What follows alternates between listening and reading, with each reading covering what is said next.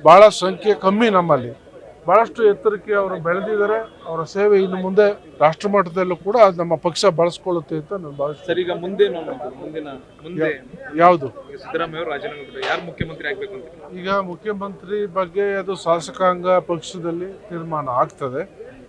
ಬಹುಶಃ ಯಾವಾಗ ಕರೀತಾರೆ ಇನ್ನ ಯಾರು ಇಂಟಿಮೇಷನ್ ಬಂದಿಲ್ಲ. ಹಿಂದಿನಿಂದಲೂ ನಿಮ್ಮ ಒಂದು ಆಸೆ ಇತ್ತು ಡಿ ಕೆ ಶಿವಕುಮಾರ್ ಅವರು ಮುಖ್ಯಮಂತ್ರಿ ಅಲ್ಲ, ಅವ್ರು ಆಗ್ಬೇಕು ಅನ್ನುವಂಥದ್ದಿತ್ತು. ಅವರ ಹೋರಾಟಕ್ಕೆ ಮತ್ತೆ ಅವರ 40 ವರ್ಷದ ಒಂದು ರಾಜಕೀಯ ಜೀವನದಲ್ಲಿ ಒಂದು ನಿಷ್ಠೆ ಪ್ರಾಮಾಣಿಕತೆಯಿಂದ ಒಂದು ಪಕ್ಷದಲ್ಲಿ ಅವರು ಯಾವುದೇ ಆಮಿಷಗಳಿಗೆ ಬಲಿಯಾಗಲಿಲ್ಲ, ಯಾವುದಕ್ಕೂ ಒಳಪಡದೇ ಕಾಂಗ್ರೆಸ್ ಪಕ್ಷಕ್ಕೆ ಭಾಳಷ್ಟು ಸದೃಢವಾಗಿ ಎಲ್ಲ ಕಷ್ಟ ಸಂದರ್ಭದಲ್ಲೂ ಕೂಡ ಅವರು ಇರುವಂಥ ಸಮಸ್ಯೆಗಳನ್ನ ಭಾಳ ಸಕ್ಸಸ್ಫುಲ್ಲಾಗಿ ಬಗೆಹರಿಸ್ಕೊಂಡು ಇವತ್ತುವರೆಗೂ ಕಾಂಗ್ರೆಸ್ ಪಕ್ಷಕ್ಕೆ ಒಂದು ಹೆಸರು ತರೋ ಕೆಲಸವನ್ನು ಅವರು ಮಾಡ್ಕೊಂಡು ಬಂದಿದ್ದಾರೆ.